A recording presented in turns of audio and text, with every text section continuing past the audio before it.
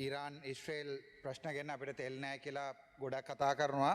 මට එකක් කියන්න කැමැති අද වෙනකල් මට තෙල් ලැබිල නෑ. හැබැයි මම මේක ලජ්ජාවට පත් කරන්න නැවේ මේ ආණ්ඩුවට මං කියන්නේ සාමාන්‍යයෙන් උතුර ඉඳන් කටනායක වෙනකන් කවුරුරි එනවා නම් මේ සංචාරකයෝ අරගෙන එතුම ඒ කට්ටියට ඇවිල්ලා අනුරාධපුර නිදා ගන්න වෙනවා ලීට 15ම ඉවර වෙනවා.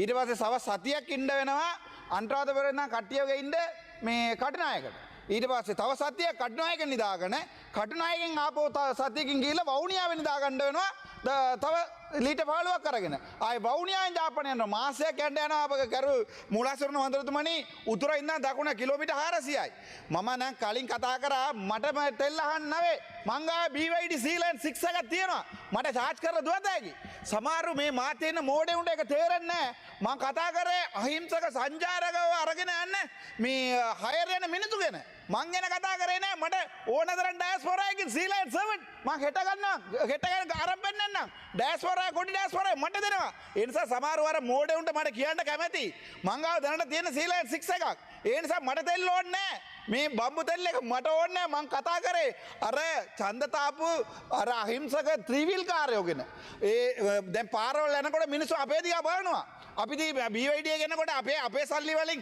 අපේ මිනිස්සු දීපු සල්ලි වලින් එන්නේ BYD එක. හැබැයි මට දුකයි මේ ගොඩක් අපේ මන්ත්‍රීතුමාලා කිව්වා ගොඩක් අය බස් වල යනවා ට්‍රේන් වල යනවා කියලා. මට එකක් බලන්න කැමතියි. දැන් මාසයක් යනකොට එක ඩොබිවත් යනවා නම් මේ බස් වල නැත්නම් ට්‍රේන් වල මම පයින් යනවා උතුර ඉඳන් දකුණට. මම පයින් යනවා ජපානයේ ඉඳන්. මං ඒක කියන්නේ ගරු මූලාසරණ මන්ත්‍රතුමනි අපේ උන්ට අපි කියපු දේවල් මතක නැහැ. සාමාන්‍යකම් බලන්නකෝ. දැන් අපිට තියෙනවා ලෙජිස්ලේටිව් සර්විස් එකක්. ඒ කියන්නේ ලෝ එක හදන්න තැනක් ඊට පස්සේ ඒක ක්‍රියාත්මක කරන තැනක් තියෙනවා මේ කෝට්ස්. දැන් සාමාන්‍යයෙන් ජජ් කෙනෙක් කියන්නේ එයා LLB LLM ඕන ඔක්කොම ටික ඉගෙනගෙන ඉන්නේ පුද්ගලයා තමයි ජජ්. ඊට පස්සේ ලෝයස්ලා කියන්නේ LLB සමහරව LLM කර ඉන්නවා. හැබැයි මේ වගේ වංජා දූෂණ නඩුව හුසාවට අරන් යන්නේ කවුද? ඕ ලෙවල් නැති මේ කෝස් සාජන් කෙනෙක්. දැන් කෝස් සාජන් කෙනෙක් ගැනලා තමයි මේ ටික ඔක්කොම දාන්නේ හුසාවේ. හුසාවේ නඩුව පවසරන්නේ කවුද? කෝස් සාජන් කෙනෙක්. එයාට තියෙන ඩිග්‍රී එක මොකද්ද? එයාට තියෙන ඩිග්‍රී ඕ ලෙවල් නැත්නම් ඒ ලෙවල්. ඒ තත්ත්ව තමයි අපේ රට තියෙන්නේ.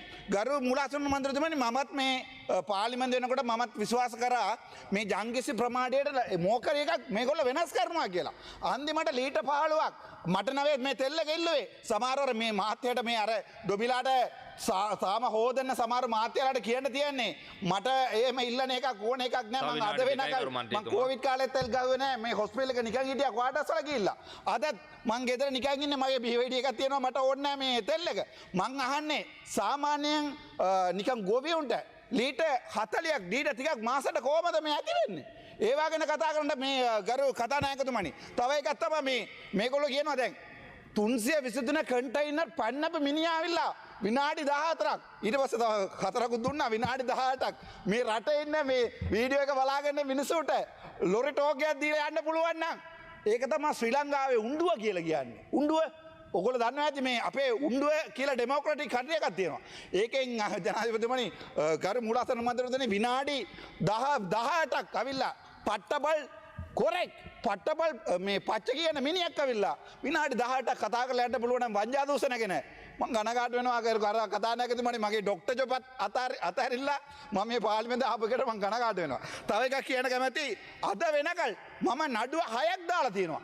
වංජා දූෂණ කමිටුවකින් නඩුව 6ක් දාලා තියෙනවා. මට ජනාධිපතිතුමාත් එක දවසක් නැගිටලා කිව්වා. "ඕ එතුමා කියන එක හරි. මන්නම් පාර්ලිමේන්තුව ඇත්ත කියන්නේ පාර්ලිමේන්තුව බොරුව කියන්නේ එළියට ගිහලා ඇත්ත කියන්නේ කියලා." එක නඩුවක් මේගොල්ලෝ විමර්ශන කරාද කියලා අහන්නකෝ මේ මූලාසරණ මන්ත්‍රීතුමා. එක නඩුවක්.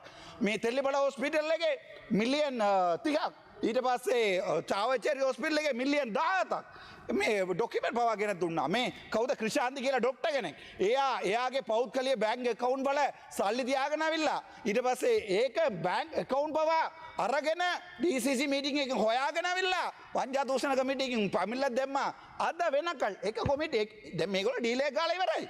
මම එකක් කියන්නද? අර 323 කන්ටයිනර්ස් මං කතාව කියන්න ගරු මූලාසරණ මන්ත්‍රීතුමනි. මේගොල්ලෝ හිතුවා තව විනාඩි ඉස්සර මම දන්නවා. මේගොල්ලෝ හිතුවා තව අවුරුදු 10ක් 15ක් ඉන්න පුළුවන් කියලා. හැබැයි මේගොල්ලෝ හොඳටම වැඩේ තේරෙනවා. ඉන්න බෑ.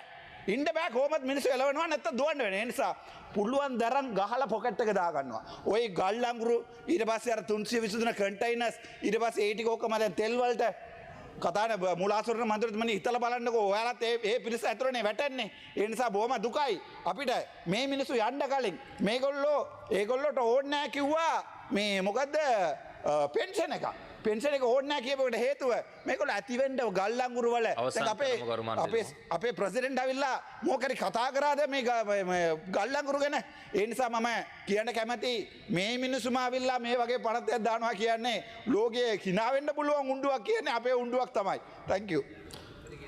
ස්තුතියි ඔබතුමන්ට. මිලට MKM අස්ලම් කරු මන්ත්‍රීතුමා විනාඩි 8ක කාලයක් ඔබතුමන්ට. நன்றி சபைக்கு தலைமை தாங்கும் உறுப்பினர்களே, இன்று ஒரு முக்கியமான விவாதத்தில் நாங்கள் கலந்து கொண்டிருக்கின்றோம். இளஞ்சம் மற்றும் ஊழல் தொடர்பான ஆணைக்குழுவுக்கு உண்மையிலே ஒரு அவர்களுடைய கைகளை பலப்படுத்தக்கூடியவாறான மாற்றங்களை இன்று இந்த பாராளுமன்றத்தில் விவாதத்தில் எடுத்துக்கொள்ளப்படுகின்றது. உண்மையில் ஏன் இந்த விவாதம் இன்று தேவை?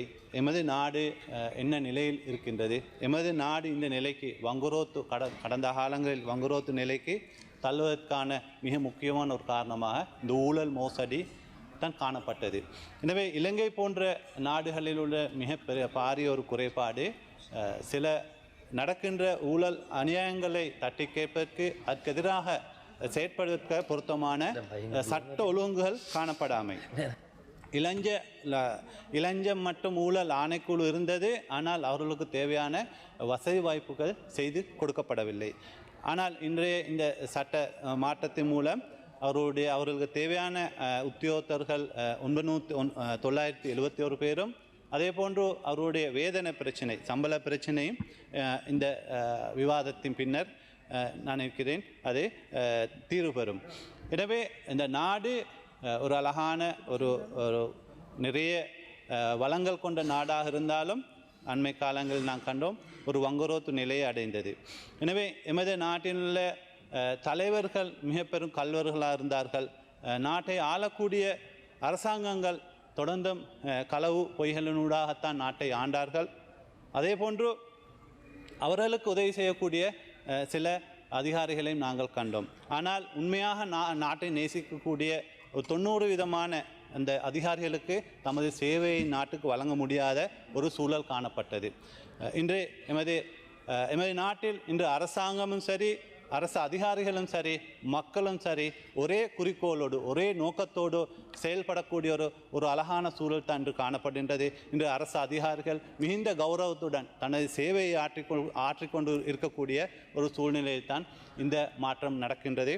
எனவே நாங்கள் இந்த மக்களுடைய அபிலாஷையை வெல்லக்கூடிய மாதிரி, அபிலாஷையை வென்று கொடுக்கக்கூடிய மாதிரியான ஒரு அரசாங்கத்தை நாங்கள் நிறுவியுள்ளோம். அரசு அதிகாரிகள் என்று செயற்படுகிறார்கள், மக்களும் இந்த அரசாங்கத்தோடு சேர்ந்து செயற்படுகின்றது. ஆனால் மக்களது அபிலாஷைகளை வெற்றி கொள்ளக்கூடிய மாறு இந்த எதிர்க்கட்சி ஒரு அரசியல் நாங்கள்